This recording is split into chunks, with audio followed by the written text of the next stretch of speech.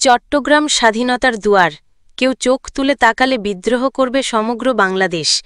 এনসিপির নাহিদ চট্টগ্রাম বাংলাদেশের জাতীয় নিরাপত্তার অবিচ্ছেদ্য অংশ উল্লেখ করে জাতীয় নাগরিক পার্টি এনসিপি-এর আহ্বায়ক নাহিদ ইসলাম বলেছেন, বাংলাদেশের অর্থনীতির লাইফলাইন চট্টগ্রাম, বাণিজ্যের প্রাণকেন্দ্র এই চট্টগ্রামকে ঘিরে চলছে নানা ষড়যন্ত্র।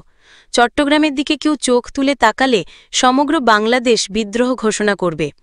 গতকাল রবিবার ২০ জুলাই রাতে নগরীর ২ নম্বর গেট বিপ্লব উদ্যানে এক বিশাল সমাবেশে এসব কথা বলেন তিনি। বিকেল থেকে শুরু হওয়া জমায়েতে শহর জুড়ে ছিল ঢোল-বাদ্য আর মিছিলের আমেজ। বহুদ্দারহাট মোড় থেকে শুরু হওয়া পদযাত্রা শহরের কেন্দ্রস্থলে এসে শেষ হয় বিশাল জমায়েতের মধ্য দিয়ে। চট্টগ্রামের ঐতিহ্য ও আত্মত্যাগ স্মরণ। নাহিদ ইসলাম বলেন, চট্টগ্রাম হল বাংলাদেশের সার্বভৌমত্বের ভিত্তি। এখান থেকেই কালুরঘাট বেতার কেন্দ্র দিয়ে মেজর জিয়া ১৯৭১ সালে স্বাধীনতার ঘোষণা দিয়েছিলেন। চট্টগ্রাম শহীদ ওয়াসিম, শহীদ শান্ত ও শহীদ ফারুকদের রক্তে রঞ্জিত। এই মাটি ফ্যাসিস্টদের প্রতিরোধ করেছে, ভবিষ্যতেও করবে। চট্টগ্রাম হবে নাগরিকের চট্টগ্রাম। তিনি ঘোষণা দেন, আজ আমরা চট্টগ্রামকে নাগরিকের চট্টগ্রাম হিসেবে ঘোষণা করছি। গুটি কয়েক পরিবারের হাতে এই নগরীকে ছেড়ে দেব না।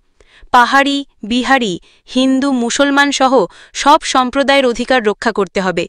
চট্টগ্রামকে বহু ভাষা ও বহু সংস্কৃতির নগরী হিসেবে গড়ে তুলতে হবে। সরকার ও লুটপাটের বিরুদ্ধে প্রতিবাদ।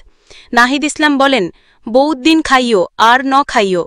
এই বলে তিনি ইঙ্গিত করেন, এদেশের মানুষ আর শোষণ সহ্য করবে না। চট্টগ্রামের হারানো গৌরব ফিরিয়ে আনার জন্য এনসিপি কাজ করবে বলে তিনি অঙ্গীকার করেন।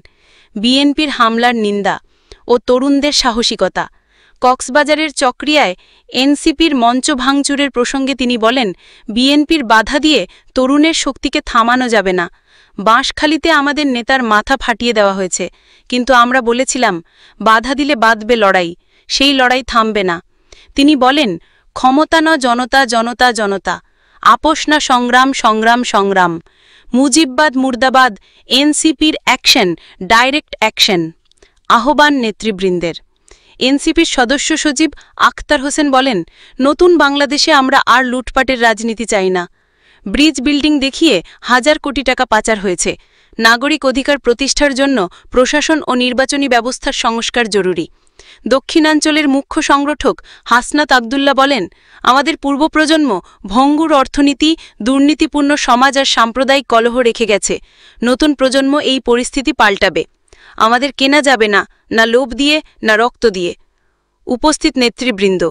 সমাবেশে আরও বক্তব্য দেন এনসিপির উত্তরাঞ্চলের মুখ্য সংগঠক শারজিস আলম, যুগ্ম মুখ্য সংগঠক ইমন সৈয়দ ও জোবাইরুল হাসান আরিফ, যুগ্ম সদস্য সচিব শাগুপ্তা বুশরা অমির আরশাদুল হক, যুগ্ম আহ্বায়ক হাসান আলী, সিনিয়র যুগ্ম সদস্য সচিব নাহিদা সালমা নিভা এবং জাতীয় যুবশক্তির আহ্বায়ক তারেক আলী। নেতৃবৃন্দের মধ্যে উপস্থিত ছিলেন নাসির উদ্দিন পাটোয়ারি, সামান্থা শারমিন, ডাক্তার তাসনিম জারা ও তাসনুবা আলম।